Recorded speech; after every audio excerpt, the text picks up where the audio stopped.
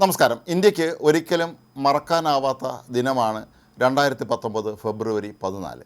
അന്നാണ് ജമ്മു കാശ്മീരിലെ പുൽവാമയിൽ 40ഓളം CRPF ഭടന്മാർ തീവ്രവാദി ആക്രമണത്തിൽ കൊല്ലപ്പെട്ടത്. ഏതാണ്ട് 78ഓളം വാഹനങ്ങൾ കോൺവോയായി പോയിക്കൊണ്ടിരിക്കുകയായിരുന്ന ആ വാഹനവ്യൂഹത്തിന് നേരെയാണ് സ്ഫോടക വസ്തുക്കൾ നിറച്ച ഒരു കാറ് ഇടിച്ചു കയറ്റിയതും അങ്ങനെ 40ഓളം CRPF ജവാന്മാർ കൊല്ലപ്പെട്ടതിന് തൊട്ടു പിന്നാലെ ഇന്ത്യ പാകിസ്ഥാനിലെ ബാലാക്കോട്ടിലെ ഭീകര കേന്ദ്രങ്ങൾ ആക്രമിച്ച് തകർക്കുകയും ചെയ്തിട്ടുണ്ടായിരുന്നു. ഇന്ത്യക്ക് ഒരിക്കലും മറക്കാൻ കഴിയാത്ത ഒരു തീവ്രവാദി ആക്രമണമായിരുന്നു ഇത്. കാരണം ഇത്രയധികം CRPF ജവാന്മാർ ഒരു ഭീകരാക്രമണത്തിൽ കൊല്ലപ്പെടുന്നത് ഇത് ആദ്യമായിട്ടായിരുന്നു. ഏതായാലും ഇന്ന് പാകിസ്ഥാനിൽ നിന്ന് വരുന്ന ഒരു വാർത്ത ഈ ഭീകരാക്രമണവുമായി ബന്ധപ്പെട്ട് പ്രവർത്തിച്ചതിന് മുഖ്യ സൂത്രധാരൻ കൊല്ലപ്പെട്ടിരിക്കുന്നു എന്നുള്ളതാണ്. ഹംസ ബുർഹാൻ എന്നാണ് ഇയാളുടെ പേര്. അൽ ബദാർ എന്നുള്ള ഒരു ഭീകര സംഘടനയുടെ പ്രധാനപ്പെട്ട കമാൻഡർമാരൊരാളായിരുന്നു ഇയാൾ. ഈ വ്യക്തിയാണ് പുൽവാമ തീവ്രവാദി ആക്രമണത്തിൻ്റെ പ്രധാനപ്പെട്ട ബുദ്ധികേന്ദ്രമായി പ്രവർത്തിച്ചത് എന്നാണ് പറയപ്പെടുന്നത്. ഏതായാലും ഇയാളെ പാക് അധിനിവേശ കാശ്മീരിലെ ഔറംഗാബാദിൽ വെച്ചാണ് അജ്ഞാതരായ ആളുകൾ വെടിവെച്ച് കൊന്നത്. ഇയാൾ വെടിവെച്ചവരാരാണെന്നുള്ള കാര്യം ഇനിയും വ്യക്തമായിട്ടില്ല. ഏതായാലും ഇയാൾ തൽക്ഷണം കൊല്ലപ്പെട്ടു എന്നാണ് പറയപ്പെടുന്നത്. ഇയാളെ ഭീകരപ്രവർത്തകർക്കിടയിൽ ഡോക്ടർ എന്നാണ് എല്ലാവരും വിളിക്കുന്നത്. അതെന്ത് കാരണം കൊണ്ടാണ് എന്നറിയില്ല.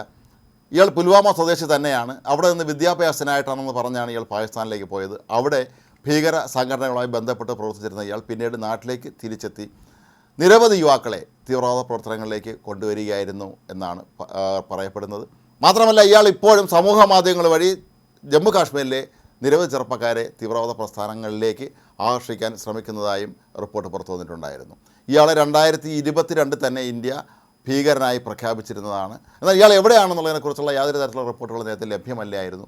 എന്നാൽ ഇയാളുടെ വീട്ടുകാരെ അധികൃതർ ചോദ്യം ചെയ്തപ്പോൾ മനസ്സിലാക്കാൻ കഴിഞ്ഞത് ഇയാൾ ഒരു ദിവസം സൈക്കിളിൽ പുറത്തേക്ക് പോകുന്നു എന്ന് പറഞ്ഞ് പോയതാണ്. പിന്നെ വീട്ടിലേക്ക് മടങ്ങിയെത്തിയിട്ടില്ല എന്നാണ്.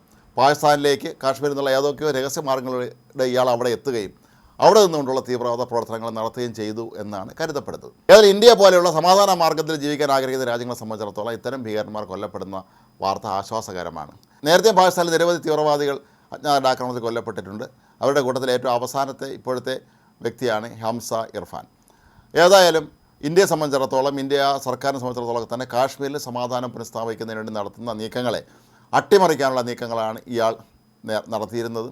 ഇയാളുടെ തീവ്രവാദ സംഘടനയും ഇക്കാര്യത്തിൽ വളരെ സജീവമായിരുന്നു. കാശ്മീരിൽ തീവ്രവാദ പ്രവർത്തനം നടത്തുന്നതിന് വേണ്ടി പാകിസ്ഥാനിൽ അവരുടെ സഹായത്തോടുകൂടി പ്രവർത്തിക്കുന്ന പല ഭീകര സംഘടനകളുമായും അവരുടെ ഏകോപനം നിർവഹിച്ചിരുന്നതൊക്കെ തന്നെ ഇയാളായിരുന്നുവെന്നും ഈ ഭീകര സംഘടനയിലേക്ക് റിക്രൂട്ട്മെൻറ്റ് നടത്തിയിരുന്നതൊക്കെ തന്നെ ഈ ഇർഫാൻ ആയിരുന്നു എന്നുമാണ് റിപ്പോർട്ട്.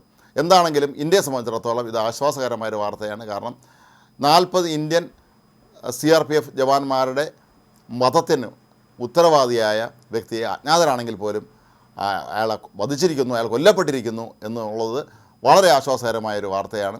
ഏതായാലും വരും ദിവസങ്ങളിലും ഇനിയും അവിടെ പല ഭീകര നേതാക്കളും ഇപ്പോഴും ഒളിച്ചിരിപ്പുണ്ട്. അവരെയൊക്കെ തേടി അജ്ഞാതരെത്തുമോ എന്നുള്ള ഭയവും ഇപ്പോൾ തീവ്രവാദികൾക്കുണ്ട് എന്നാണ് പറയപ്പെടുന്നത്. പലരും ഇപ്പോൾ ഭയന്ന് വിറച്ചാണ് അവിടെ കഴിയുന്നതെന്നും പറയപ്പെടുന്നുണ്ട്. ഏതായാലും ഇന്ത്യയെ സംബന്ധിച്ചിടത്തോളം ഇത് ഏറെ ആശ്വാസകരമായൊരു വാർത്ത തന്നെയാണ്.